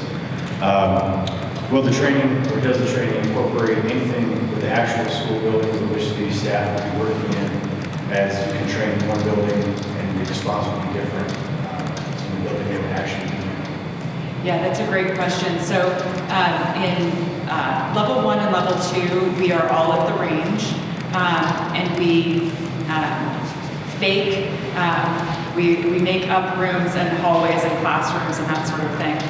Level 3, we actually use an actual school building. Thank you, Peyton, for letting us use their school. They have cinder block, and some of the schools, we can't use because they're too new and nice. We like their cinder block. Schools that aren't Peyton, outside of the official training, they work with local law enforcement to do scenarios in their own school. They work with their own security team in their own school. One of the things we like about using Peyton is it's an older part of their campus, is my goodness are there hiding places and nooks and crannies. And yeah, you have to know that in your own school. And without us telling any school to do this, the second they start thinking about this, you look at your school building very, very differently. So, part of what you all as a board might talk about is, I don't know what you guys do twice a year in your school, scenarios in your school, or is that, yeah, at least twice a year. So again, leverage the experience of somebody who's been there before you. But you're exactly right. It's different at the range than in your own school building. Thank you very much. Continuing on some training questions, so can you confirm if I heard correctly, is it 3 days is your program? Yeah, the initial class is 3 days. We're going from not caring to caring. And I'll be very clear, this is not a beginner class. So if somebody has not had any training beyond just the training that comes with getting your concealed carry, you got to go through some significant training just to get to faster. It's not a beginner class. It is not easy. As I mentioned before, not everybody passes, and we're okay with that. Thank you. The reason I asked that question is standard law enforcement training is approximately 26 weeks versus 3 days. So I just had some questions about that. Taking staff that aren't usually or not going from that mindset, the high stress, high trauma response in 3 days versus 26 weeks. Very common question. Thank you for bringing that up so I can address it here. Almost everything law enforcement does, an armed school staff member will never do. So the module, so to speak, I'm sure that's the wrong language, but the module that is taught in those 3 days is the stopping an active killer module, so to speak, that law enforcement goes through. So, for example, so we train at a law enforcement range. There's a car track where they're doing all the car maneuvers that armed teachers never have to do that. There's just a million things they never have to do. It is that one narrow skill set, I should say, to stop the killer and stop the bleeding. Perfect, thank you. And then my last question, I believe it's called Life Spot, is that correct? Yes. I've noticed that since I've been in the gym throughout our event tonight, there's been really no cell reception. Does that program still work? And in addition to that, what is done with the contact with local law enforcement that these armed staff members would be? I understand the need for secrecy for that, but I'm sure it's 20 plus years of dealing with police. If you respond to a situation that there's a gun, what would those staff members' safety be like when law enforcement does arrive? What protocols are in place to recognize that they are armed staff helping and not the suspect in question? I can speak to that because I have the app on my phone. Like you said, I couldn't bring it up just because I don't have access to your Wi-Fi network. So all of our teachers, well, I shouldn't say teachers, I always make that mistake. All of our staff members have LifeSpot on their phone. And the reason for LifeSpot was part of our threat assessment. There was no common way to notify every adult in the district accurately of we have a situation. We looked at, do we flip a switch for beacons, which is a great idea in hoping that the person who's responsible for flipping the switch for the beacons doesn't get shot. So that's where Brett Titus came in with his LifeSpot app. And I hope we posed a unique scenario with him because we're like, well, we have armed staff. How do we address exactly what you asked? So when the sheriff's office or law enforcement sees that notification come up, they go to a screen, and for them, it identifies for them all of the folks who are armed. So I have on my computer the interface that I can control who gets identified as being armed. By picture? Not by picture, by their location on the GPS. Location. Yes. Thank you. Thank you very much. Let me add one more thing to that as far as what we train. And again, these are people who train cops, so they are the ones we want having this discussion with armed school staff members. And these are the exact words they use. It is your job not to get shot by law enforcement. That's exactly how they say it, true. So you might be in control of this situation because it's been yours for 5 minutes because nobody else is there. The second law enforcement gets there, they are in charge. You are done. And we have, again, we don't telegraph all of the tactics and stuff, but there are methods that we teach in class so that if a law enforcement officer comes to your school that you've never met before, it's the fishing game guy or whoever, there are ways for them to identify themselves as well. Yep. Thanks.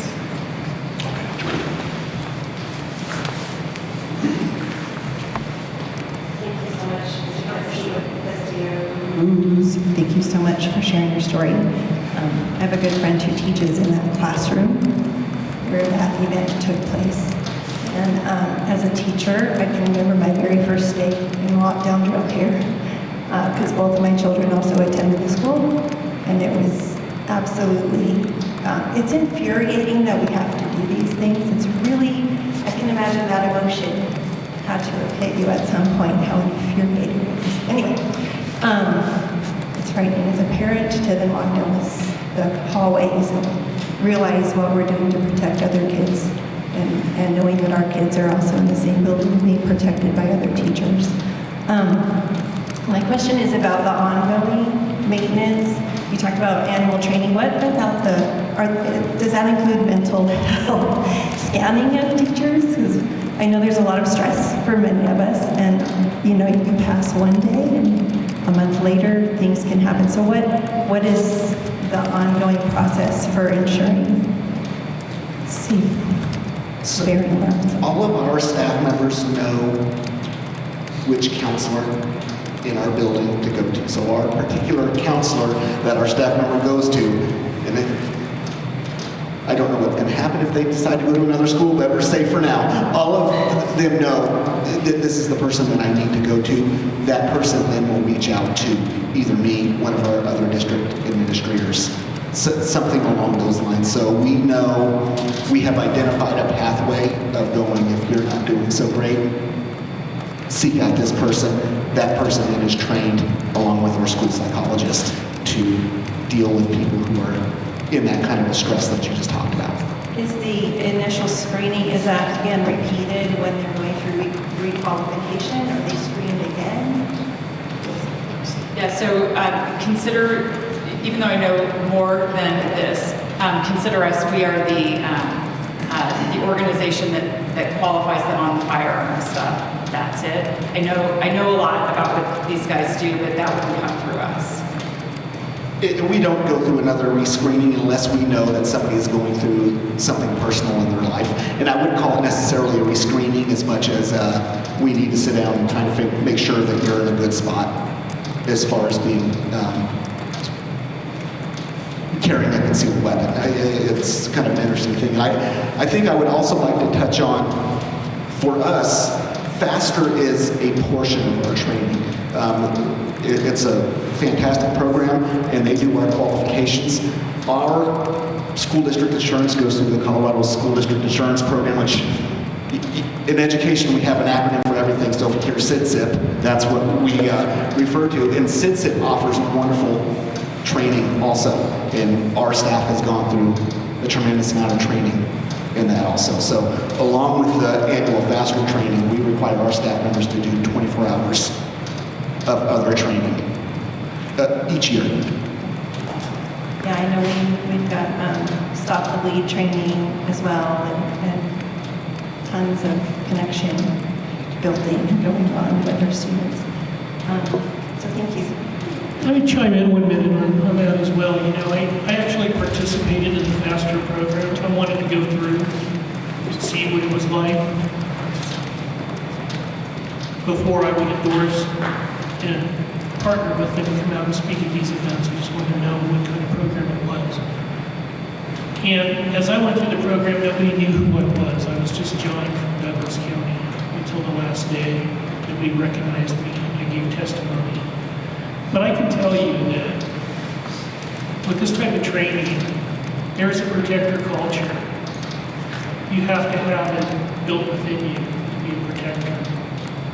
And some people, even though they own firearms, they shoot and they have a collection or whatever, they may not be the person that can be that protector. My experience with FASTER has been having lunch and going through this with these people is they are true protectors. And that's really what you want. So when you talk about mental health and things like that, you have to start extremely strong from the beginning, from the get-go, and build upon that. And my experience has been just that. I didn't feel that through the time I went through the training, there was anybody there who was uncomfortable with, one, their firearm, what they had to do in a split-second scenario. So I don't know if that brings a little solace to you as far as the positivity I guess a big fear, my initial response would be fear, being in the building and knowing that it's putting more weapons in our space and looking around at our children. It puts me in a very less safe feeling, just because I know that adults can also cause harm. Even if they're in a protector role, they can still change their emotions very quickly. It would be awful, of course, but just knowing that that weapon is available is what scares me. I'm just being frank in that, knowing that adults can change as well. Thank you for your honesty. You know, I hear that a lot. And I think I would encourage people who feel that way to, if it would help you, understand the firearm. Go to a range and spend some time with it. Because I think a lot of times, you know, it's an implement, it's a tool. It's not the evil that's behind it. And I believe that from the bottom of my heart. And it's no different. I equate it to when people go to the bowling alley and they try to hit pins as when you're trying to hit a target with your gun. Guns these days that are modern are very safe.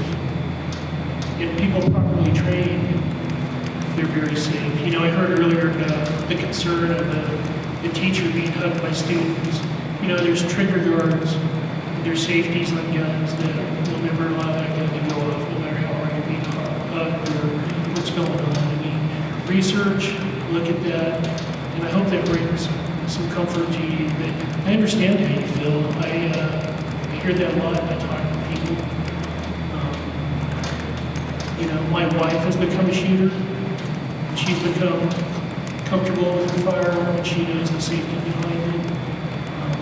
I just hope that helps. I mean, I hope that it doesn't scare you away that there's firearms. Yeah, it's not using one or you're becoming trained. It's just knowing that it's around us and can be misused by those who even have been trained and have even been vetted as fabulous human beings.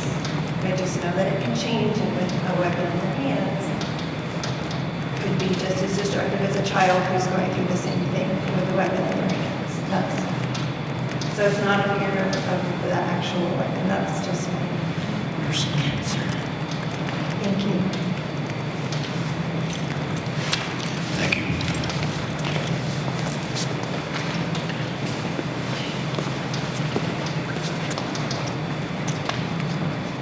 All right, I'm going to attempt to spit this out because this is tough for me to do here. I thank you all for being here, doing this. Thank you for your courage, sharing. My heart breaks hearing your story and thinking about all the people that are impacted, the loved ones. I would ask this board look to processes on how to, excuse me, assuming this board process on how to hand the torch over to the next board, the next group of people that manage this, make sure that it's something that you take best practices forward. I think looking at technology and weapons, technology and weapon type, caliber, and bullet technology. A well-trained person can still miss a target and hit somebody in the next room. I'm pro-Second Amendment, but would love to see this happen. And I think there's technology and ammunition that can help make it safer. In the event that something happens, I would hate to see one of our teachers make a mistake after. Thank you for doing this. It's a big deal. I hope it moves forward. Thank you.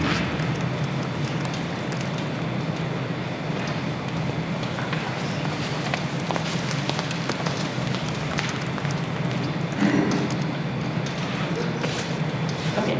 I have two more questions after listening to more discussion. What exactly is the wait time for FASTER in the classes right now? If they were to put this through, it takes months, you're saying, Mr. Member, possibly. Is it something that they could do not this summer, but the next summer? Or is it something that's 2 years or 3 years down the road? What is the Yeah, great question. So part of what I do is attempt to anticipate demand for the classes because these processes take some time. So knowing that this was coming up, we have some spots reserved just for Monument Academy. They might fill them, they might not, but we would be able to get some people in this year. So, yeah. And then, are the classes that you need to take ahead of time, are those listed on your website? Yeah, so we don't do those. Right. So every person who applies for a class, I have a personal conversation with each of them and walk through very specifically what their experience has been, and then let them know what they need to do before they come to class, given what their experience is. It's very individualized. So for example, we could have somebody that has a significant amount of military experience with a rifle, and it is a completely different world with a pistol. So it's very individualized to each person, which is why I have individual conversations with each applicant. And could I ask what kinds of pistols people are carrying? Can you disclose that? Yeah.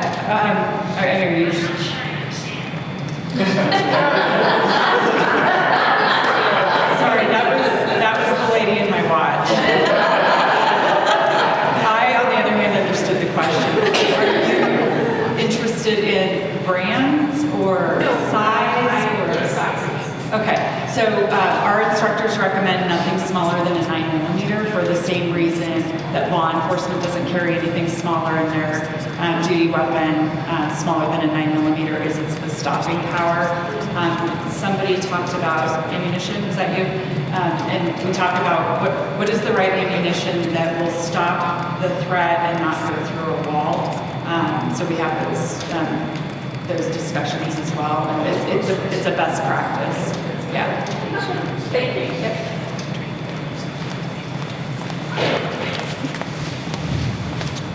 Any further community engagement questions?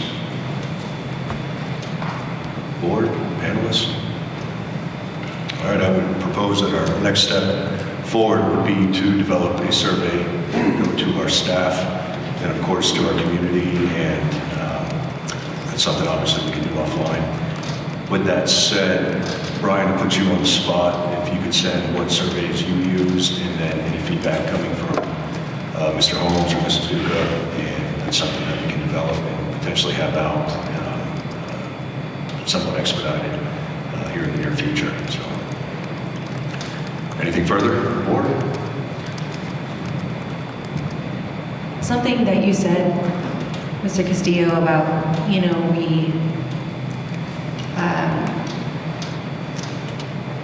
schools should be the most safe place, but oftentimes they're not, as opposed to, say, the airport or various places. I guess just my last thought would be, besides the FASTER program, and obviously indiscretion, are there other things that could be recommended that you guys would recommend to us to consider along with this program? I think what FASTER offers, Stop the Bleed, programs like that are important. For those who are not comfortable being armed and know what their role is in the situation, it's important that they know how to properly use tourniquets and stop the bleed in a mass casualty situation. The other thing is really comes from the environment. If we're going to change, and I'm a realist, I don't believe that we're ever going to stop acts of domestic terror or school shootings entirely. It's just as we're not going to collect everybody's firearm and make it go away. It's not a reality. It's not something that can happen. We hear things in the news about magazine capacity and things like that, and those don't even equate. If you have 5 magazines and you're trained with a firearm, it's the same as having a 20-round magazine. People who shoot guns. I think that family environment, school environment. I talked about enrichment programs, making sure that we're identifying mental health. Mental health is a buzzword. It's a real thing. People do suffer from it. It's also a crutch for murderers in many ways. But let me talk about the reality of mental health. We can identify it if we're engaged as educators, as mentors, if you're a coach, if you're an active grandparent, family member, and you're working around kids, you can see where they're at mentally and what's going on with them. You can see the changes in their behavior. So those are the basis of things. When I speak, often people come at me when they hear my testimony as being pro-gun or just arming staff to kill children. That's the furthest thing from the truth. We're faithful people who believe that we need to guide our families to a place where they can express how they're feeling when they're going through adolescence and doing things that are taking them to a dark place. The information we get on their phones, how we use it, the applications that come to them. It's amazing the amount of information our young kids are just, subject to, and they see. It's up to us as adults to engage them in good things. Technology, as Kendra has taught me, my wife, can be marvelous if you use it for the right thing. We know there's the dark web out there. We know that there's bad things. We know that there's things that tell our young girls that they're not pretty enough or capable because they see perfection in applications.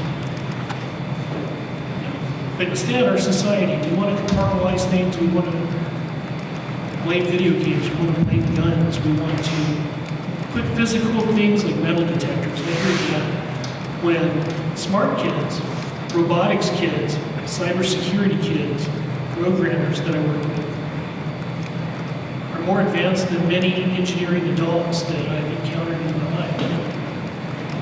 And they're capable of committing atrocities beyond belief.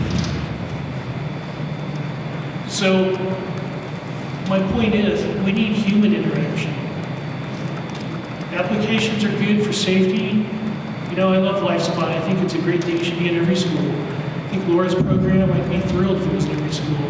But at the very basis, from a young age, we need to be working with our kids and guiding them the right way. A teacher's role has changed. And I just want to add one other thing. This just isn't about the children, it's about our educators. We want to provide the best environment to retain the best teachers possible. The teacher in 107 that was there protecting those kids is a concealed carry holder. She couldn't have her gun that day. We've spoken at length. Today I'll tell you that she's teaching young kids in elementary school because she still has that fear of going back in a classroom. How sad is that we have educators that are making a decision whether they want to do their job, not based on pay anymore, but based on their own safety. That a kid might open up with a gun somewhere in their classroom and take their life or their friends' lives when they're in the school. Education has changed. And sad as it is, we need everybody to be all in. Families, most important, community, our community leaders, educators, people like myself, everybody that we see here. So I think that's the biggest thing. Those are the things that we can do. Those who are naysayers on a positive program like this, there's so many different things. So I hope that answers your question. And I can add one thing. You've got some great administrators here who are really thinking this through globally. What I have noticed with every school that has adopted the Armed Staff Program, I think they had the mindset to be very vigilant anyway. But it's almost like there's a switch that turns where they go, holy cow, this is a huge responsibility. We never want to have to use it. And so it's almost like everything else gets amped up. I can tell, I go to a lot of school campuses, obviously. There's a big difference between armed campuses and non-armed campuses on how I feel just coming into it. I am often, if it's a new school, I'm often met in the parking lot because I'm unknown to them. And an adult comes and meets me in the parking lot because I'm a stranger. That is great. Armed staff is not everything, but the first to say that. But it almost causes the school to say, what can we do to avoid that ever happening? Because no armed staff member to a person ever wants to have to draw their firearm on campus. Not one of them. Can I share just one more thing? You know, I don't script any of this. This just came to me too as I talk sometimes. We also, Maria and I advocate for closed school campuses. You know, there is no reason to have open campus these days. We have technology where food can be delivered to the front desk at a school, or food trucks can be arranged to bring food to our schools. This never even entered my mind until I was able to converse and talk with law enforcement. And I spoke with several different agencies. And without soliciting the question, it came out in just about every agency that on the lunch hour of high schools and stuff like that, crimes take place, drug use, traffic infractions, that, hospitalized kids. And I'm like, wow, I never knew that it was, that prevalent in our society. Of course, it would at work, how would I know that? But that's the other thing I advocate for. And I think that we're in a time right now where it's not an inconvenience. Kids can still get their Chick-fil-A delivered or whatever it might be. It might take a little bit of planning, like I said, everybody's savvy enough to do that. But that will greatly increase the safety of your facilities. So that is something else to consider.